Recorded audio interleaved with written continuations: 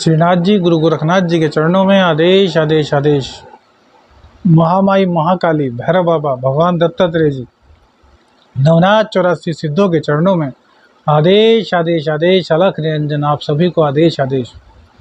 बात कर रहे हैं सूर्य राशि परिवर्तन की। देखिए, सूर्य राशि परिवर्तन पूरे 1 महीने के लिए होता है। आत्मा के कारक हैं सूर्यदेव। सूर्य का राशि परिवर्तन आपके जीवन को बहुत अच्छी तरीके से प्रभावित करता है कि आत्मा परमात्मा का अंश है और आत्मा का गोचर में चेंज होना आपके जीवन में कहीं ना कहीं बदलाव लाता है और कहीं नहीं काफ़ी हद तक बदलाव लाता है। तो सूर्य का यह राशि परिवर्तन क्या क्या लाएगा, मेष से लेकर मीन तक बताएंगे। ग्रहण योग बन रहा है सूर्य के राहु के साथ होने से, तो इस पर विशेष चर्चा हमारी रहेगी और अलग से भी आपको वीडियो मिलेगी। तो अब शुरू करते हैं राशिफल। सूर्य राशि परिवर्तन धनु राशि। देखिए भैया, धनु राशि में सूर्यदेव बहुत ज़्यादा कारक ग्रह हैं। क्यों? क्योंकि भैया यही तो भाग्य के स्वामी होते हैं और भाग्य के साथ के बिना तो भैया कुछ भी नहीं होता। भाग्य की बदौलत ही बड़े बड़े कार्य होते हैं, वरना ज़िंदगी यूं ही निकल जाती है।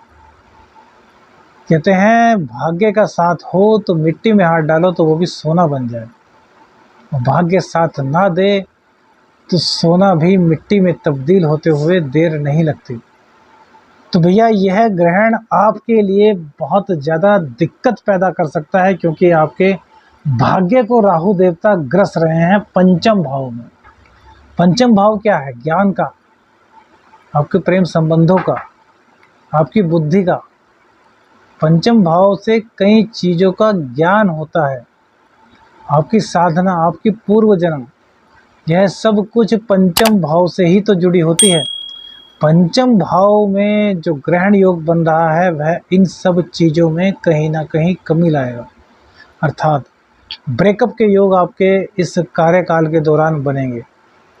ब्रेकअप के साथ साथ कहीं ना कहीं ज्ञान में कमी भी आपके आएगी। अब देखिए, ज्ञान में कमी कैसे फील होगी? अब ज्ञान में अगर कमी होगी तो भैया सभी कुछ खराब होगा। तो इसलिए ज्ञान में कमी ना हो, अपने सूर्य को आपको मजबूत रखने की आवश्यकता है। और सूर्य देव को आप कैसे मजबूत रख सकते हैं?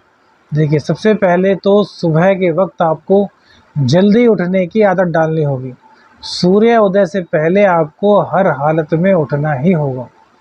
यदि सूर्योदय से पहले आप नहीं उठते तब फिर कहीं ना कहीं आपके भाग्य में रुकावट, जो कि गोचरवश तो बनी रही है, आपके कारण भी बननी शुरू होगी।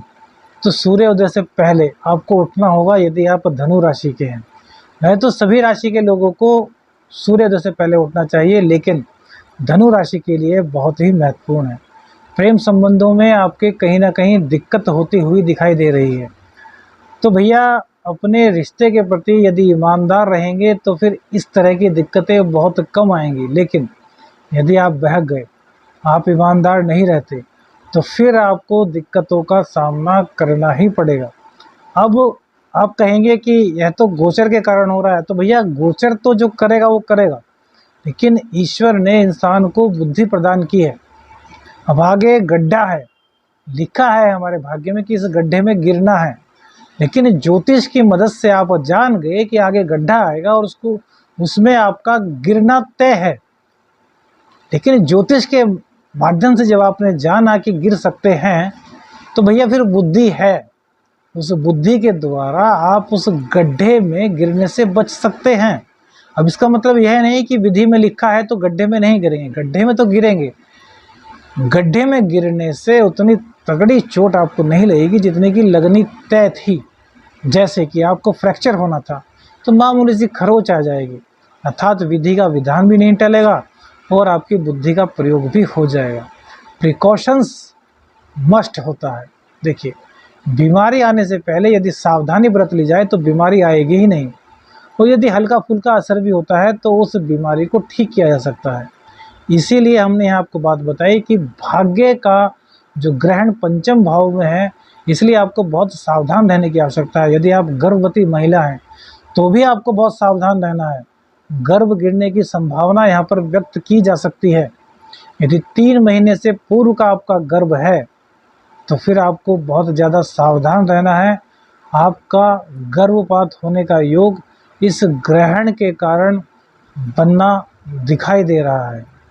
वहीं पर पिता के स्वास्थ्य में भी कहीं ना कहीं कमी दिखाई दे रही है। पिताजी यदि बीमार हैं तो उनका प्रॉपर इलाज कराइए। बीमार नहीं है तब भी एक बार डॉक्टर के यहाँ लेकर के चेकअप करा लीजिएगा कि कहीं कोई बीमारी ऐसी तो नहीं जो छुपी हुई है और अंदर ही अंदर कार्य कर रही है।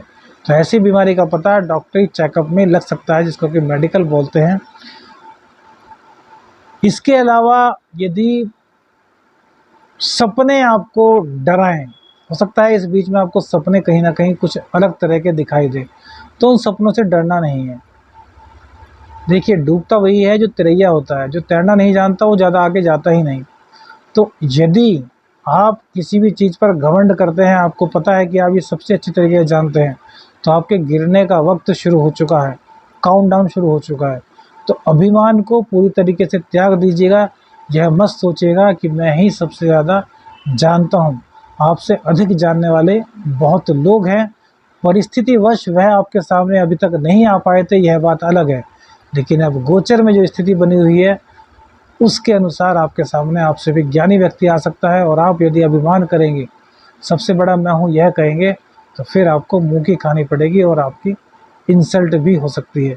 उपाय के तौर पर आपको सुबह के वक्त रोजाना सूर्य देव को घी अर्पित करना है। गायत्री का पाठ 3 माला कम से कम रोजाना कीजिए। इससे आपको लाभ मिलेगा और भाग्य का सपोर्ट भी आपके ऊपर कहीं ना कहीं बना रहेगा। आदेश आदेश आदेश, अलख निरंजन, हर हर महादेव।